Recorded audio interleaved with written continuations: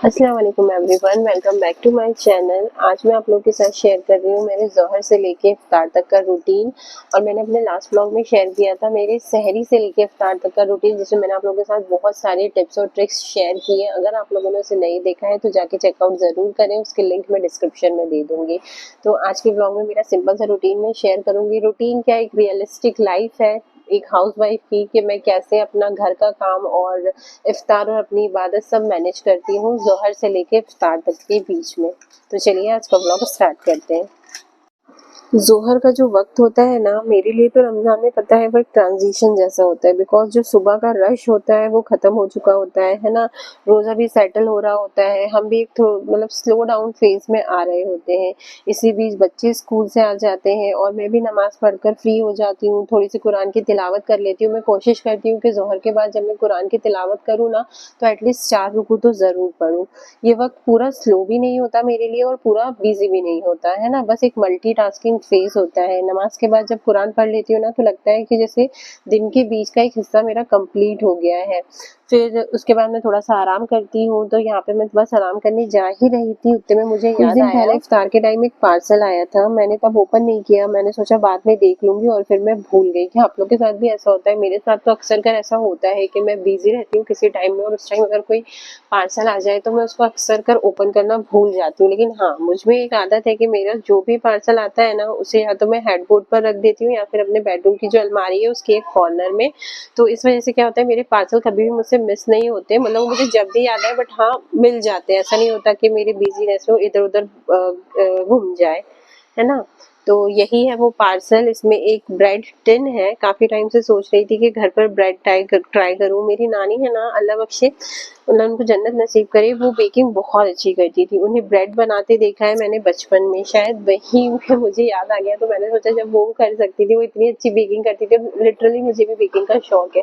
But हाँ, मैंने अभी तक की ब्रेड वगैरह ट्राई नहीं करी। तो इंशाल्लाह मैं रमजान के बाद सबसे पहला एक्सपेरिमेंट मुझे लगता है मेरा यही होने वाला है कि मैं ब्रेड बनाना ट्राई करके देखूंगी घर में।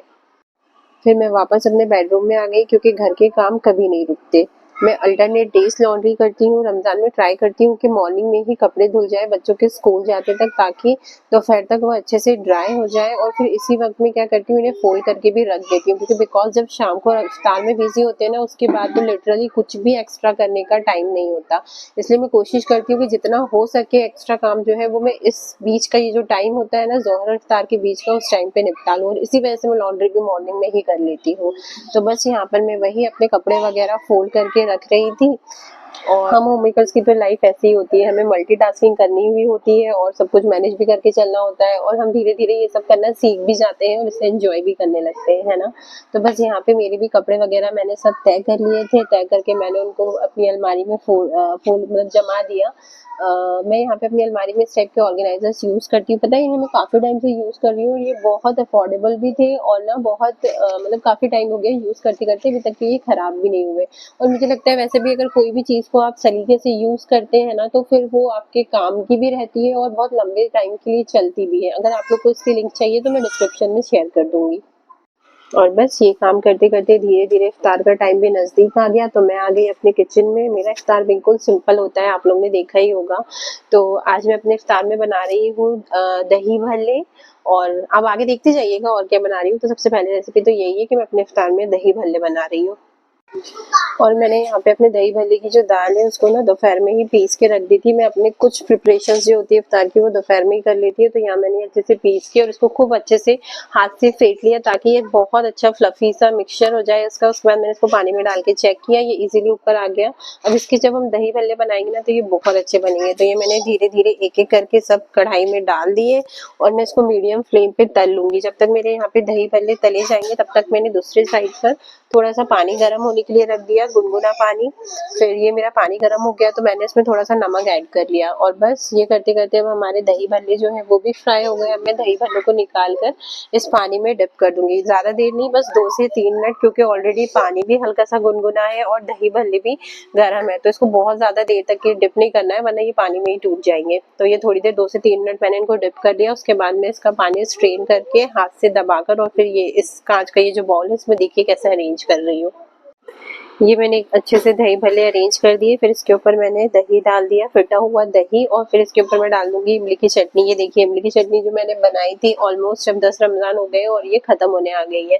तो मैं अब ये 20 रमजान बाकी है तो उसके लिए एक बार फिर से बनाऊंगी। मतलब अभी बहुत सारी ऐसी चीजें हैं जो 10 रमजान तक की खत्म हो गई है, तो मैं उन सबको फिर से प्रिपेयर करके रखने वाली हूँ। इंशाल्लाह उसका व्लॉग भी मैं आप लोग के साथ शेयर करूंगी कि क्या खत्म हो गया है, अब क्या और यूज होगा, तो वो सब मैं आप लोग के साथ इंशाल्लाह जरूर शेयर करूंगी। तो ये यहाँ पे मेरी बढ़िया सी मैंने एक लेयर लगा दी दही की, इमली की चटनी की, उसके ऊपर मैंने डाल दिया थोड़ा सा भुना जीरा, थोड़ी सी लाल मिर्ची, और आज मैंने इसमें एक थोड़ा सा ट्विस्ट दिया है। मैंने सोचा कि क्यों ना मैं, मतलब मैंने ऐसे सुना था कि कुछ लोग ना दही भल्लों के ऊपर ड्राई फ्रूट्स डालते हैं, तो उसका बहुत अच्छा सा फ्लेवर लगता है जब हम उसे खाते हैं। तो मैंने भी यहाँ पे कुछ थोड़े बहुत ड्राई फ्रूट, सिर्फ काजू और बादाम अच्छे से कट कर लिए बारीक बारीक, और उसके भी एक लेयर इसके ऊपर लगा दी।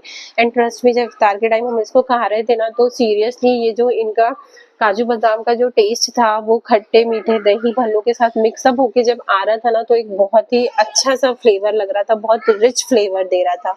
तो अगर अभी तक आप लोगों ने दही भल्लों के ऊपर ड्राई फ्रूट्स ट्राई नहीं किए ना, तो एक बार मेरे कहने पे ट्राई करके जरूर देखना, इंशाल्लाह आप लोग को जरूर अच्छा लगेगा। इसके बाद मैंने बनाई यहाँ पर छोले चाट। यहाँ पे मैंने जो काबुली चने होते हैं ना, उनको अच्छे से बॉईल कर लिया था। पहले मैं क्या करती थी, इनको ना हल्का सा फ्राई कर लेती थी, लेकिन इस बार मैंने इसको फ्राई नहीं किया, नॉर्मल इनको बॉईल किया। थोड़े से चने जो है उनको हाथ से ही मैश कर लिया। उसके बाद मैंने ना इसके अंदर सारे प्याज, हरी मिर्ची, हरा धनिया, टमाटर और थोड़ा सा चाट मसाला ऐड किया। यहाँ पे ना मैंने नमक नहीं डाला था, बिकॉज जब मैंने चने बॉईल किए थे ना, उसी टाइम पे इसमें नमक ऐड कर दिया था, तो मैं अभी इसमें नमक ऐड नहीं कर रही हूँ। और थोड़ा इसमें मैंने आधा लेमन स्क्वीज किया, तो इससे क्या है ना, एक बहुत अच्छा सा फ्लेवर आ गया था। और इसमें मैंने एक ट्विस्ट ये दिया कि जब मैं इसको इफ्तार के टाइम पे सर्व कर रही थी ना, तो मैंने 3-4 मिनट पहले क्या किया, जो फुल्की होती है ना, आटा फुल्की, उसको फ्राई करके रखा हुआ था, वो इसमें हाथ से ही मैश करके डाल दी। तो फुल्की का क्रंच और ये जो छोले हैं, इसकी जो सॉफ्टनेस आ रही थी ना खाते टाइम, ये बहुत अच्छा फ्लेवर दे रही थी। तो एक बार ये ट्राई करके देखना इस ट्विस्ट के साथ, फुल्की वाले। फिर मैंने बनाया रूह अफ़ज़ा। मुझे लगता है ऐसा कोई घर नहीं होगा जहाँ पे रमज़ानों में रूह अफ़ज़ा नहीं बनता। लेकिन पता है कई बार क्या होता है, हम ना बाकी चीज़ों की तैयारी तो कर लेते हैं, लेकिन मेन ना शरबत के लिए ही शक्कर घोलना भूल जाते हैं। इसलिए ऐसा टाइम आता है या कभी ऐसी इमरजेंसी पड़ जाती है ना, तो उसके लिए मैं क्या करती हूँ, थोड़ी-सी शक्कर को अलग से पीस के रख लेती हूँ। ऐसे करने से क्या होता है, अगर कभी हम दिन में भूल भी गए हैं ना शक्कर को घोलना, तो ये इस टाइम पे पिसी हुई शक्कर फौरन जग में डालो, 2 मिनट भी नहीं लगते और पानी में ये ईज़िली घुल जाती है। इसलिए आप ऐसा करके रख सकते हैं। मैं ऐसी शक्कर पीस के और एयर टाइट कंटेनर में रख लेती हूँ। और हमारे यहाँ दही भल्ले भी जब बनते हैं ना, तो जैसे जिसको ज़्यादा खट्टा पसंद नहीं है दही, तो वो भी ऊपर से इसमें शक्कर ऐड कर लेता है। तो ये पिसी हुई शक्कर ना कई चीज़ों में बहुत ज़्यादा हेल्पफुल हो जाती है। लस्सी वगैरह बनाए तो उस टाइम पे भी ईज़िली ये दही में फटाक से घुल जाती है ना? तो ये हम करते हैं, मतलब ये मैं करती हूँ, ऐसा करके रख लेती हूँ। तो यहाँ पे ये मेरा रूह अफ़ज़ा रेडी हो गया। रूह अफ़ज़ा के बाद जो चीज़ इफ्तार में मस्ट है वो है फ्रूट, फिर चाहे वो कोई एक फ्रूट हो या फिर फ्रूट चाट हो। तो आज मैं यहाँ पे अपना पाइनएप्पल लेकर आई थी, उस पाइनएप्पल को कट कर रही हूँ। पता है पहले मुझे पाइनएप्पल कट करना ना एक बहुत बड़ा टास्क लगता था। फिर एक बार मैं जूस पीने के लिए गई, तो मैंने वहाँ पे ना जो जूस वाले भैया थे उनको पाइनएप्पल को कट करते हुए देखा कि वो किस तरीके से पाइनएप्पल को कट करते हैं। सीरियसली उसके बाद से पता, मैं भी ना पाइनएप्पल को खुद ही कट करने लग गई। इस मतलब जैसे मैं इसमें दिखा रही हूँ बिल्कुल ऐसे। ऐसे करने से क्या होता है ना, बहुत ईज़िली पाइनएप्पल कट जाता है और बिल्कुल टाइम नहीं लगता। पहले तो मुझे सच में बहुत बड़ा टास्क लगता था। मैं जब भी घर में पाइनएप्पल आता था ना, तो मैं अपने हस्बैंड से पहले ही कह देती थी कि अगर आप काट सकते हो तो लेकर आना, अदरवाइज मैं तो नहीं काटूंगी। लेकिन जब से मुझे उसकी काटने की ट्रिक पता चली ना, तो मैं बहुत ईजिली पाइनएप्पल को कट कर लेती हूँ। एंड सीरियसली पता है, पाइनएप्पल को ऐसे छोटे छोटे पीसेस में कट कर लो। उसके बाद ना जो फ्रूट चाट मसाला मैंने बनाया था, मैंने अपने प्रिपरेशंस में दिखाया भी है, उसको मैं इसके ऊपर डालती हूँ और थोड़ी सी जो पिसी हुई शक्कर है वो डाल देती हूँ। और फिर इसको अच्छे जोर से जब हम मिक्स करते हैं ना, तो इसका जो टेस्ट, मतलब ये जो फिर इसका टेस्ट आता है ना खाने में, वो बहुत ज़्यादा शानदार लगता है। आप चाहो तो इसको ऐसे भी खा सकते हो या फिर ऐसा करके ना इसका पाइनएप्पल जूस भी बना सकते हो। और सीरियसली मुझे तो पाइनएप्पल जूस बहुत अच्छा लगता है। आपको कैसा लगता है ज़रूर बताना।